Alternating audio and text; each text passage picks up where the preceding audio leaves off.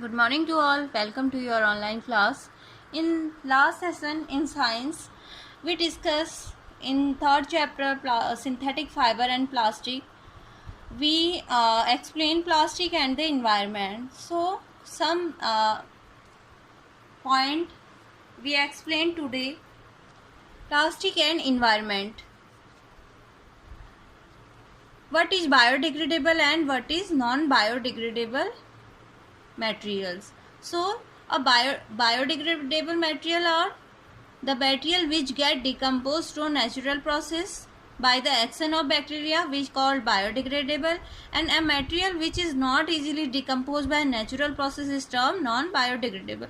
जो easily environment में क्या होते हैं, डिकम्पोज हो जाते हैं, उनको बायोडिग्रेडेबल बोलते हैं, और जो इजीली नेचुरल प्रोसेस से नहीं डिकम्पोज होते हैं इन्वायरमेंट में, उनको हम क्या बोलते हैं, non biodegradable.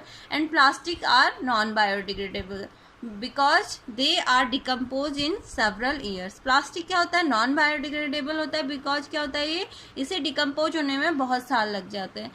So let's see some point of plastics. Since plastic takes several years to decompose, it is non-environmental friendly. It cause environmental pollution. क्या है, प्लास्टिक को बहुत टाइम लग जाता है डिकम्पोज होने में और ये इन्वायरमेंटली फ्रेंडली नहीं है बिकॉज इससे क्या होता है, इन्वायरमेंट में पॉल्यूशन होता है, air pollution. Beside the burning process in the synthetic material is quite so, and it does not get completely burnt easily. In the process, it releases lots of poisonous fumes and into the atmosphere causing air pollution. जब हम plastic को burn करते हैं तो ये completely burn नहीं होता है, तो इससे क्या होता है, एटमॉस्फेयर में एयर पोल्यूशन होता है. How can this problem be solve? इस प्रॉब्लम को हम कैसे सॉल्व करें? Have you ever seen a garbage dump where animals are eating garbage? In the process of eating the food waste, the solid material like polythene bags and wrapped of food. Can you imagine the consequences? The plastic material chokes the respiratory system of the animal or form a lining of their stomach and can be the cause of their death. अब हम सभी कहते हैं कि plastic का use हमें नहीं करना चाहिए, कम से कम यूज करना चाहिए. और जब हम कोई भी चीज़ रैप्ड होती है, हम जैसे पिकनिक में जा रहे हैं, हम क्या करते हैं, अपना सामान, अपना लंच रैप करके जाते हैं और हम खाते हैं और उसको वैसे ही फेंक देते. तो क्या होता है, जब उसको कोई भी जानवर जैसे काऊ ही है उसे खाती है, तो उसका क्या होता है, जब उसे खाती है, ईट करती है, तो वो प्लास्टिक भी ईट कर जाती है, प्लास्टिक भी खा लेती है. उसे पता नहीं होता कि प्लास्टिक है. जब उसे खाती है तो उसको उसकी जो रेस्पिरेटरी सिस्टम है वहाँ पे इफेक्ट करेगी, वहाँ पे अटकेगी और उससे क्या होती है, कभी कभी उसकी डेथ भी हो जाती है. तो हमें क्या है, प्लास्टिक को ऐसे नहीं फेंकना चाहिए. And the poly bags carelessly throw here and there responsible clogging the drains. अब जैसे हमने पॉलीथीन फेंका तो वो किसी नाली में गिर गया, तो जब बारिश होती है तो क्या होगा, उससे जो पानी है नाले का वो भी रुक सकता है, जिससे भी ह्यूमन बींग्स को भी परेशानी हो सकती है. And the wrapper of chips, biscuit and other eatable on the road on in a parks और picnic places, should we not think twice before doing so? A responsible citizen, what measure do you suggest to keep public place clean and free of plastic? आजकल हर जगह dustbin बने हुए हैं, चाहे हम कहीं भी जाएं, घर से बाहर निकले तो घर के अंदर या घर के बाहर हमें प्लास्टिक को ऐसे नहीं फेंकना चाहिए. उसको जब हम यूज भी करें तो उसको प्रॉपर जगह में हमें फेंकना चाहिए. डस्टबिन बने होते हैं उन्हें उनमें फेंकना चाहिए. And avoid the use of plastic as far as possible. Make use of bags made of cotton और jute when you go for shopping. आजकल हमें क्या मिलते हैं मार्केट में, जूट और कॉटन से बने हुए बैग. तो हम जब हम शॉपिंग के लिए जाए तो हमें यही प्रेफर करना चाहिए कि हम कॉटन और जूट के बैग लेके जाएं. The biodegradable and non biodegradable waste should be collected separately and disposed of separately.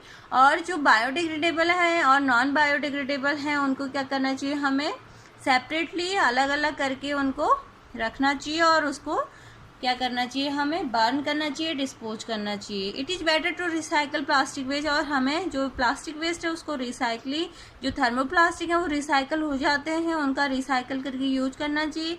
Make और list item that can be recycle. And how but during recycling certain colouring agent are added. Colour करके उन्हें हमें use करना चाहिए. And as a responsible citizen remember the 5R principle. कोई भी जो responsible citizen होगा उसको ये 5 चीज़ें याद रखनी चाहिए. 5R प्रिंसिपल याद रखना चाहिए. रिड्यूस, हमें क्या करना चाहिए, उसका रिड्यूस करके यूज करना चाहिए. रीयूज, दोबारा से उसको हम यूज कर सकते हैं. एंड रिसाइकल, उसका एक साइकिल जैसे स्टार्ट हुई दोबारा से उसी साइकिल में पहुंच जाती है तो उसका रिसाइकल करके यूज करना चाहिए। रिकवर दोबारा से उसको recovery. And refuse, refuse means होता है यूज ही ना करें, उसको हम रिफ्यूज कर दें। तो develop habits which are environment friendly, तो हमें ये 5R प्रिंसिपल याद रखने चाहिए और प्लास्टिक का कम से कम यूज करना चाहिए। Do not throw plastic bags in the water bodies और ऑन द रोड, हमें ना ही पानी में और रोड में प्लास्टिक बैग्स नहीं फेंकने चाहिए। Take a cotton carry bag और a jute bag while going for shopping, हमें जूट और कॉटन के बैग यूज करने चाहिए जब हम शॉपिंग के लिए जाएं।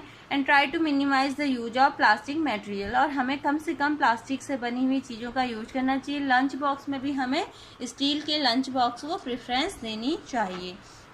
So your chapter will be completed, synthetic fiber and plastic, and in last we seen what you have learned. Summary: synthetic fiber and plastic like natural fiber are made of very large unit called polymers. हम पढ़ चुके हैं जो synthetic fiber और plastic हैं वो natural fibre से बनते हैं और वो वेरी लार्ज यूनिट से बनते हैं, उनको हम क्या बोलते हैं, polymer. And polymer are made up of many smaller units, और पॉलीमर स्मॉलर यूनिट से मिलकर बनी होती हैं। Natural fibre are obtain from plant and animal, synthetic fibre are obtain by chemical process और पेट्रोकेमिकल। जो नेचुरल फाइबर हैं वो हमें प्लांट्स और एनिमल से मिलते हैं, और जो सिंथेटिक फाइबर है उन्हें हम मैन मेड भी कहते हैं, और ये केमिकल प्रोसेस से पेट्रोकेमिकल से बनते हैं। Synthetic fibre find use ranging from many house hold article like ropes, bucket, furniture, container.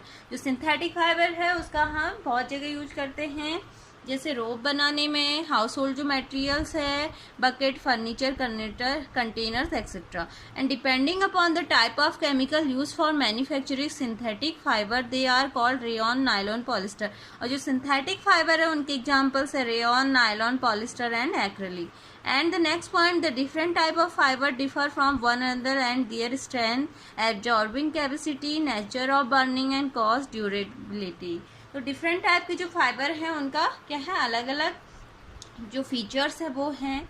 And today life without plastic can not be imagine, आज की जो ज़िंदगी है वो विदाउट प्लास्टिक के हम नहीं इमेजिन कर सकते हैं, because plastic are use in our many household materials. The waste created by plastic not environment friendly. जो प्लास्टिक है उसको हमें वेस्ट नहीं करना चाहिए क्योंकि प्लास्टिक इन्वायरमेंटली फ्रेंडली नहीं है। इससे क्या होता है, it causes air pollution in environment. And next point, we need to use synthetic fiber and plastic in such a summer that we can enjoy their good quality and environmental हार्जिट for the living community. तो जो synthetic fibre है plastic का, उसका use हम कहाँ पे कर सकते हैं, समर्स में हम अपने उसको बहुत सारी चीज़ों में यूज कर सकते हैं। And the question number 11 1 to 10 we completed, and next question is question number 11. Question number 11 is, should the handle of a toothbrush be made of the same material? Explain your answer. So the answer is no, the handle and bristles of a toothbrush should not be made of the same material. This is because our gums are soft and the bristles should be made of soft materials. And next 12, question number 12, avoid plastic as far as possible. Comment on this advice. So plastic must be avoided far as possible. The material made of plastic are non-biodegradable. Use of plastic bad effect on our environment because it causes air pollution in our environment. And the next question number 13, match the term column A correctly with the phrase given in column B. Polyester, Teflon, rayon and nylon. And the giving answer is prepared by using wood pulp. So polyester is fabric, do not wrinkle easily, and Teflon used to make non-stick cookware. Rayon prepared by using wood pulp, and nylon used for making parachute on stockings. And question number 14. Question number 14 is, manufacturing synthetic fiber is actually helping conservation of forest. Comment. So answer is, in the manufacturing of synthetic fiber we use only chemical substances and not natural material. Thus in turn we helping in conservation of forest. So thank you for watching this video.